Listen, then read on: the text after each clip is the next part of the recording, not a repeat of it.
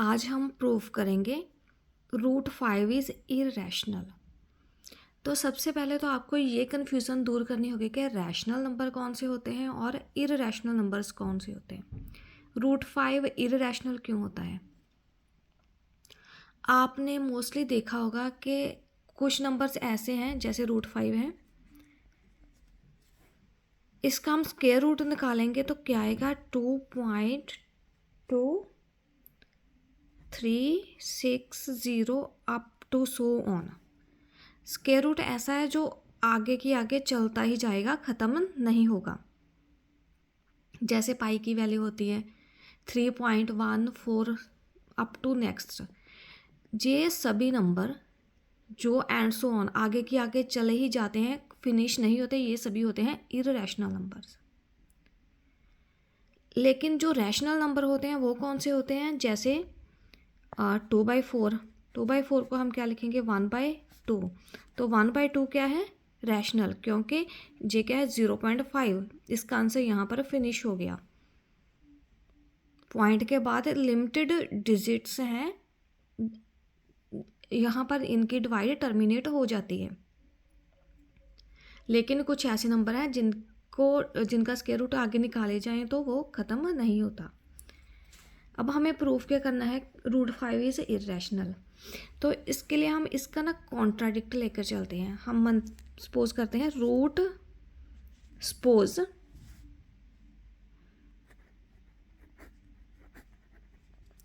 Root 5 is rational.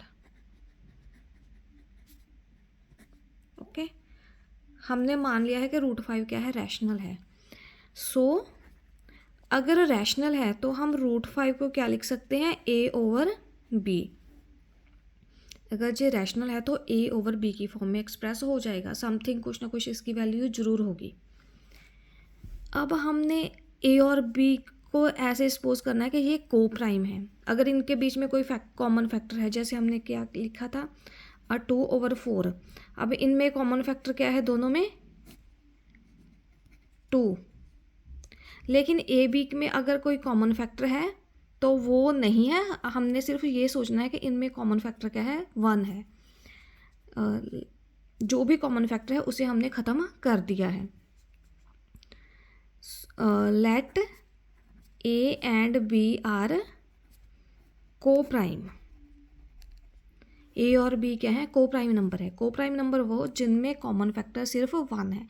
आगे उन्हें आप कट नहीं कर सकते। जहाँ तक आप कट कर सकते थे वहाँ तक आपने कर दिया। अब हम क्या करेंगे? b को रूट 5 से मल्टीप्लाई करेंगे तो a की वैल्यू क्या आ गई? √5b। Squaring both sides it implies a square क्या आ जाएगा? 5b का स्क्वेयर। लेकिन अब देखो a की वैल्यू क्या है? 5 multiple of b square means 5 क्या है? डिवाइड हो रहा है, डिवाइड कर रहा है a स्क्वेयर को। अगर 5 a स्क्वेयर को डिवाइड कर रहा है तो वो a को भी डिवाइड करेगा, क्योंकि a की दो वैल्यूज़ हैं, एक a है a मल्टीप्लाई a और 5 मीन्स a में क्या है? कुछ को प्राइम एग्जिस्ट नहीं कर रहा है, उसमें 5 एग्जिस्ट कर रहा है। तो a में इसका मतलब कुछ ना कुछ वैल्यू जरूर है। जैसे 5 मल्टीप्लाई 7 35 भी हो सकता है, 5 1 5 भी हो सकता है, मीन्स 5 का मल्टीपल है। So there exist 5 as a multiple of a।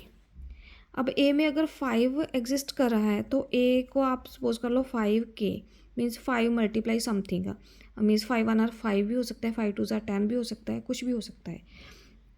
अब हम a = 5k जो है उसको हम इस इक्वेशन में फिल कर देते हैं। आप कहीं भी फिल कर सकते हैं, यहाँ भी कहीं भी फिल कर सकते हैं। हम यहाँ पर फिल कर देते हैं। चलो हम इसमें फिल कर देख लेते हैं। एक में क्या फिल करेंगे? 5k। तो b स्क्वायर क्या आ जाएगा? b स्क्वायर आ जाएगा 5k मल्टीप्लाई 5k ओवर 5। 5 से 5 कैंसिल हो गया। बी स्क्वायर की वैल्यू क्या आ गई 5k² ओवर 5। बी स्क्वायर क्या आया 5k²।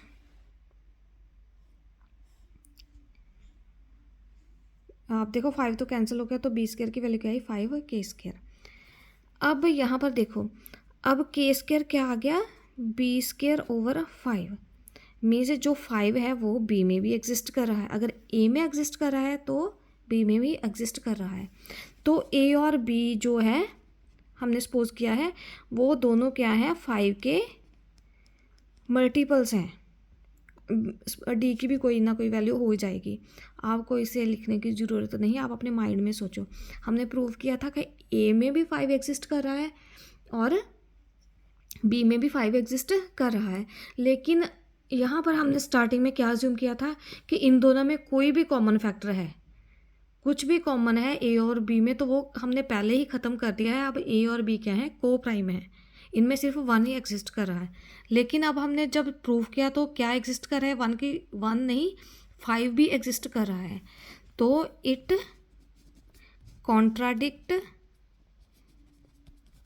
आवर सपोजिशन, जो हमने सपोज किया था ये बिल्कुल उसके ऑपोजिट है।